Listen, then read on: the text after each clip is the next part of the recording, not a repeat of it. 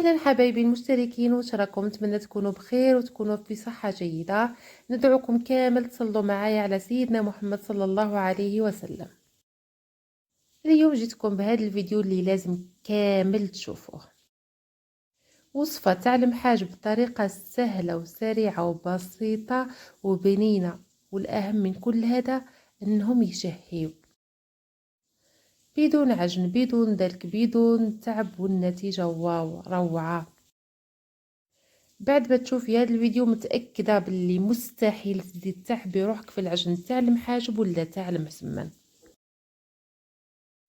بعد ما تشوفي هذه العجينة السحرية العجيبة مستحيل تزيدي تستغني عليها بعد اليوم. فقط إذا كنتي أول مرة تشوفي القناة اعملي لي اشتراك في القناة، فعلي زر الجرس باش يوصلك كل جديد. نحتاج منكم التعليقات الإيجابية وكثروا من اللجام. وإلا عجبكم هذا الفيديو ما تنساوش تشاركوه مع الأهل والأصدقاء والأحباب باش تعمل فائدة. تبعي معي للأخير فيديو بكل تفاصيله، راح تنجحي في هذه الوصفة وما راحش تتعبي بعد اليوم. بسم الله نبداو مع بعض. نحتاج 3 كيسان تاع السميد العادي، من الأحسن يكون السميد اللي يعجن. هي ما تهدوش السميد كامل، راه النوعية تاعو مليحة، يعني لازمنا نستغل الفرصة باش نديرو هاد الوصفات. 3 كيسان تاع السميد مع كاس نتاع الفارينة، نزيدو لها ملعقه صغيره تاع الملح ونصف ملعقه صغيره تاع خميره الخبز. نخلطوا هاد المكونات مع بعضهم ونبداو نبلو العجينه بالماء. الماء يكون ماء عادي من الحنفيه ولا بدرجه حراره المطبخ، يعني ما نسخنوش. الكميه تاع الماء اللي خدات لي 2 كيسان تاع 220 مليلتر، يعني نفس الكاس اللي تستعمليه في الكيل تاع السميد والفارينة راح تكيلي به تاني الماء.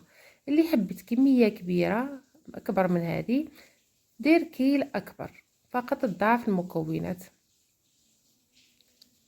نلموا العجينة تاعنا بالطريقة هذه حتى تولي لنا عجينة طرية.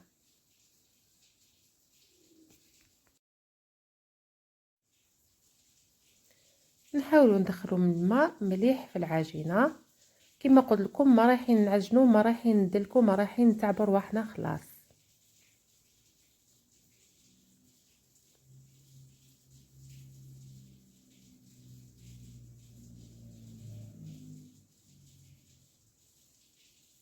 راكم تشوفوا في القوام تاع العجينه كيفاه، يعني القوام تاعها طري، ما تجروهاش بزاف. طبعا نجيبوا علبه بورطمونجي ونحطوا العجينه تاعنا داخل العلبه. حاولوا تكون العجينه او العلبه تاعكم تقريبا بنفس الكميه، تهزلك نفس الكميه نتاع العجينه. نخلوها ترتاح واحد نصف ساعه. الا عندك الوقت بزاف تقدري تخليها حتى لساعه كامله. بعد ما ارتاحت لي نصف ساعه عاودت رجعتها للقصعه. نلموها شويه ورايحين نخبطوا العجينه تاعنا فقط، ما رايحينش نعجنوا. تشوفوا في القوام تاع العجينه راهو ديجا بدا يتعجن معايا بلا ما نعجنها. هكذا نديروا العجينه تاعنا فقط تقريبا واحد 6 مرات وحنا نخبطوا في العجينه تاعنا واحد نصف دقيقه، هذا ما كان.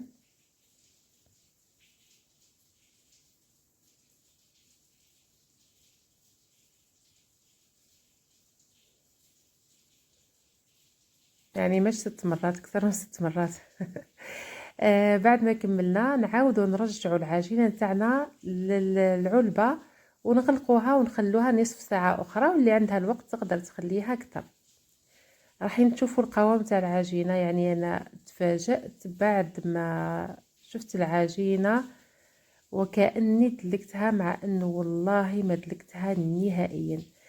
يعني القناه نتاعي فيها مصداقيه، راح نعطيكم الوصفات بكل مصداقيه وبكل امانه.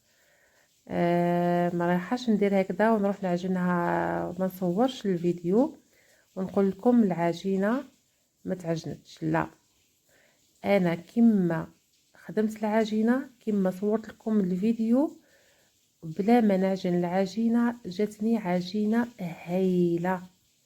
نعاودو نخبطوها كما راكم تشوفوا من با نصف دقيقة، ونبداو نتومو في العجينة تاعنا ولا نديروها في شكل كوريات.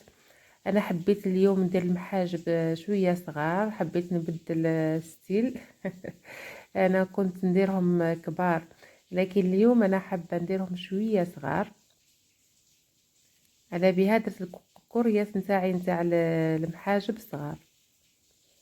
هاد العجينه نتاع المحاجب تقدروا ديروها حتى مع المسمن، راح يعطيكم نتيجه هايله. نخلوهم يرتاحوا تقريبا واحد الربع ساعة.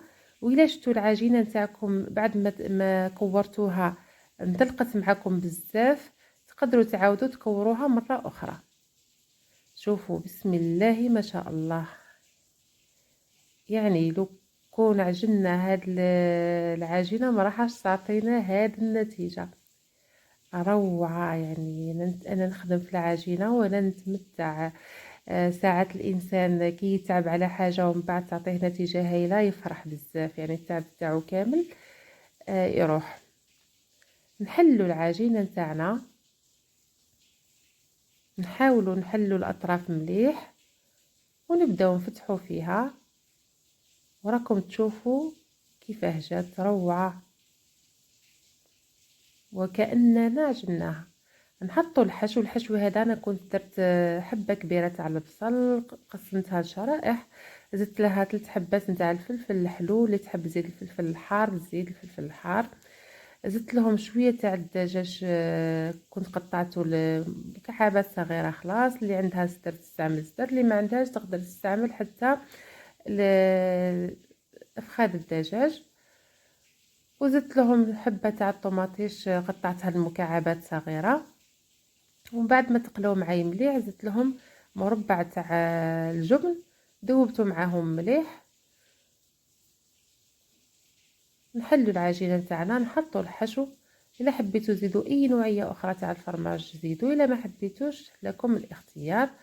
نطبقوا العجينه تاعنا كما شفتوا موضحه في الفيديو، ونحطوها في المقلاة الطيب. اللي تحب تطيب في المقلاة كما راني نطيب يعني بالشكل هذا المبرجه هذه طيب، اللي تحب تطيب على الجهه الاخرى طيب، اللي عندها طاجين طيب على الطاجين. المهم الطياب ماهوش مشكل، المهم كي ديري المسمن بالطريقه هذه ولا عفوا المحاجب بالطريقه هذه راح ينجحوا لك 100%. ما يهمش الشكل، المهم تكون العجينه العجيبه السحريه هذه ناجحه. يعني فعلا هي عجينة سحرية عجيبة. تعرفوا الغسالة الأوتوماتيكية هكذاك. ديك هي المرة الدوزيام في الدار. أنا هاد العجينة هي المرة الدوزيام تاعي في الدار، يعني من اليوم ما راحش نستغنى على هاد العجينة السحرية العجيبة. نطيبوا الحبات نتاعنا تاع المحاجب، نحاولوا نحمروهم مليح. الله الله ديو هذيك التحميره شابه، على خاطر العين تاكل قبل الفم. شوفوا معايا الله الله ما شاء الله، يعني الشكل نتاعهم وحده راه يشهي روعه. نكملوا طيبوا الحبات نتاعنا كامل تاع المحاجب حتى يطيبوا معانا من الجوانب كامل. بعد ما يطيبوا طبعا نحطوهم في صحن التقديم. يعني من اليوم ما عندكش عذر باش ما ديريش المحاجب ولا ما ديريش المسمن، يعني راني سهلت لك الطريقه مليح. وهاوليكم تشوفوا في المحاجب نتاعنا كيفاه جاو. الله الله روعه روعه روعه. لازمكم تجربوهم، يعني تنوضوا حالا تجربوهم. تجربوا هاد الوصفه وإلا عجبتكم ما تنساوش تعليقات، عندكم تعليقات تحت الفيديو باش نشوف النتيجة كيف خرجت معاكم. ما تنساوش طبعا اللي جا والناس اللي تشوف القناة أول مرة تعمل لي اشتراك في القناة. وإلا عجبكم فيديو بارطاجوه ولا شاركوه مع الاهل والاصدقاء والاحباب باش تعمل فائده وباش تكبر معكم القناه. شاهدكم في الجنه بالصحه والراحه.